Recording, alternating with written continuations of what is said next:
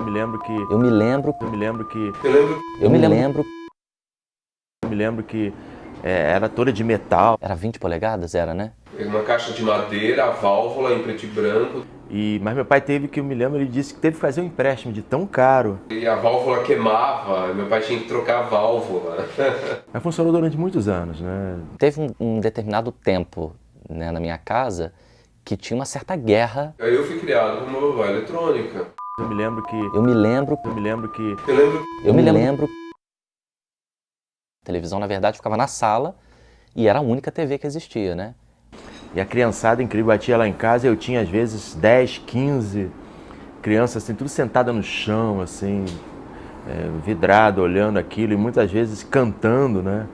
As músicas daquilo que a gente estava assistindo, tipo Ivan Oed, me lembro música do Ivan Oed, Vigilante Rodoviário, Patrulheiros Todd, era gritaria, assim, era uma festa, né? Na década de 70 era diferente, a programação ela não começava de manhã cedo, ela começava lá pelas 11. Eu não me lembro exatamente muito bem, mas o que eu sei é que a gente sempre ligava a TV lá pelas 11 da manhã. Eu sabia do horário, eu já tentava sempre me plantar em frente à televisão para ver aquilo. Na minha infância, eu me lembro que os meus pais falavam para mim que assim, na minha época tinha uma novela picante, que era a novela das 10, que os nossos pais mandavam a gente dormir quando essa novela começava.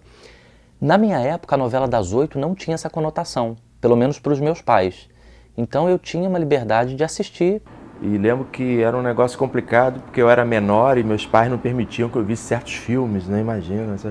E eu levava muita bronca porque eu ficava escondido assim na porta do meu quarto, no corredor, vendo escondido os filmes que meus pais viam, que eram impróprios, né? Para minha idade, imagina. Era só para maior de 18, de 14, eu tinha menos que isso. E eu me lembro como eu ficava escondido lá e levando bronca, porque...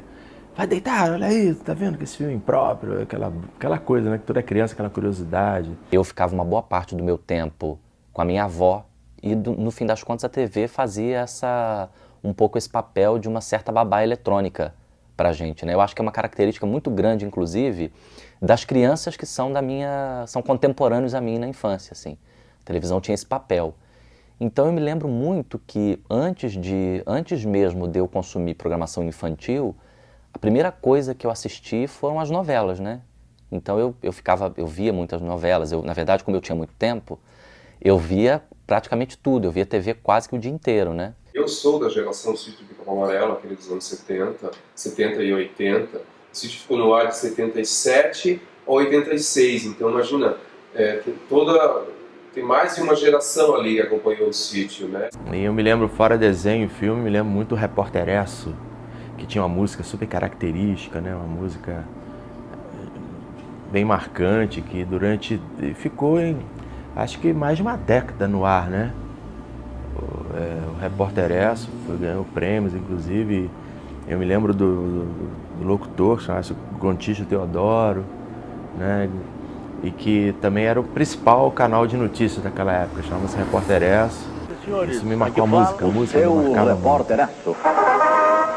Aqui fala o seu repórter Esso, testemunha ocular da história. Eu gostava muito, o Clube do Mickey, que passava na Tupi nos anos 70. Tinha um desenho japonês, o Pinóquio, que eu também gostava muito, que passava na Tupi também, na década de 70.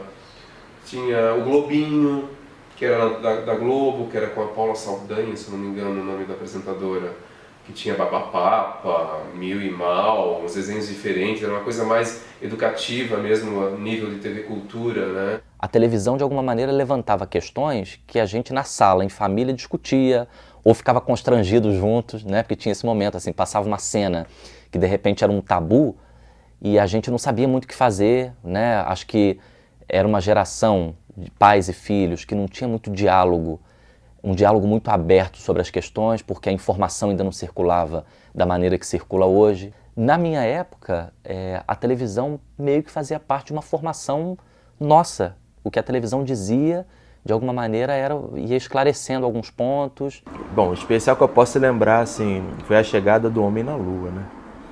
Passou na televisão, eu me lembro que foi um negócio, assim, fantástico. E eu lembro que era tarde da noite, eu não estava acostumado a dormir tarde, mas eu fiquei vidrado assim, eu fiquei ali, e todo mundo da família, né, a gente olhando aquilo e impressionado com aquilo eu pensava na época, será que vai encontrar, né, naquele planeta vai aparecer aí um ser lá do espaço, um ET, vai aparecer disco voador, enfim, eu fiquei numa expectativa tremenda, né. E a gente tem que citar o Castelo Rá-Tim-Bum, que eu acho o Castelo Rá-Tim-Bum uma coisa fabulosa. Eu já tinha 20 anos quando começou o Castelo Rá-Tim-Bum.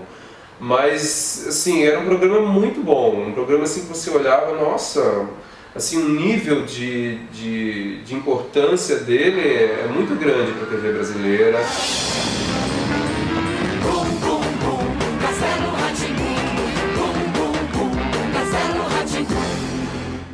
Ao contrário da grande maioria das crianças brasileiras, eu não tive a Xuxa como um ídolo, por exemplo, porque quando eu me lembro da Xuxa, na verdade a Xuxa vai para a TV Globo em 1986, que foi exatamente o ano que eu nasci. Então eu fui me dar conta da Xuxa já quase que no final do show da Xuxa, né? Assim, a Xuxa como uma figura que fala para crianças. Como eu estudava de manhã, eu não tinha esse hábito. Eu lembro do Sítio, das músicas do Sítio, né? Tanto que eu tenho os LPs, é muito marcante, eu ouço as músicas do LP do Sítio e vem à memória toda aquele elenco, assim, com essa Berri, primeiro Narizinha, primeiro Pedrinho que teve. É muito marcante o Sítio, a trilha sonora do Sítio. Boneca de pano é gente, sabugo de milho é gente, o sol nascente é tão belo.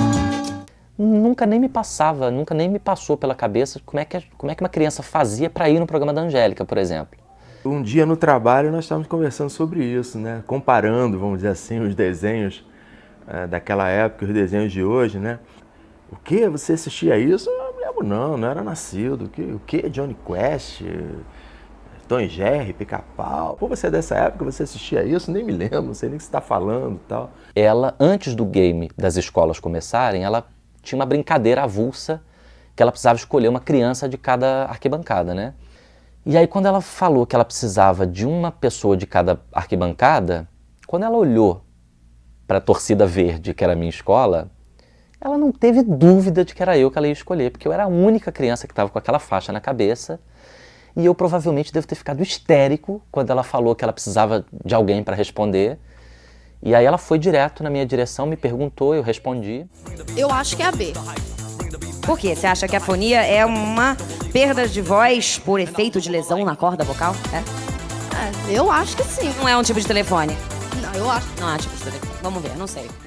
Depois ela foi na outra torcida, uma menina da outra torcida respondeu, mas eu me lembro que a câmera passou pelo meu rosto antes de ir pro break, eu estava muito tenso, porque para mim não existia a possibilidade de eu errar aquela resposta, né? Era a minha grande chance. Chega mais, colega! Bate aqui! Arrasou! Aqui pra você. Kit? Claro. Vem cá. Você já sabia ou você chutou? Ah, eu chutei. Chutou bem, né? E acertei. Porque os outros dois não ia dar, né? A fonia, tipo de telefone novo. Ou cafona italiano. Arrasou. Os aplausos da galera pro nosso coleguinha. Eu sei que ela começou a falar comigo e eu fiquei um pouco hipnotizado, assim, olhando pra ela. Porque eu nunca tive tão perto, né? E ela estava falando comigo. Então, pra mim, naquela hora, meio que passou um filme na minha cabeça, sabe? Eu lembrei muito da minha infância. E pra mim vieram muitas memórias, assim, da minha história, do quanto aquilo era importante, porque eu aprendi a me apaixonar por TV por conta um pouco dela e por conta do que eu assistia, das novelas que eu assistia. Então, aquilo pra mim era muito simbólico, estar ali. Quando eu penso no legado que a televisão deixou para mim, não é um legado de conhecimento geral, não é um legado educativo, como os programas da cultura, por exemplo, enfim, que eu não tinha muito hábito de assistir, mas foi o legado da minha paixão pela televisão, a paixão por aquele universo que virou o meu universo, virou meu trabalho.